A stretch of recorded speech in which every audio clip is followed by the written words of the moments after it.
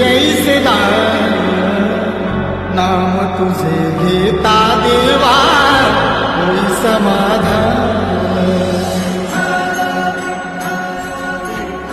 एक ओढ सतत मनी व्याकुळ होतो देह आतुर असतो फक्त वारीच्या आगमनासाठी. जसा आला होता वैकुंठीचा राया तुकोबाच्या भेटीसाठी.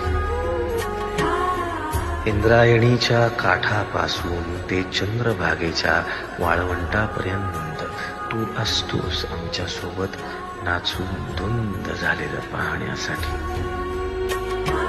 स्वतःच्या कामाला पांडुरंग मानणारे काही थकलेले भेगाळलेले देह असतील तिथून तुझ्या वारीचा सोहळा अनुभवतात.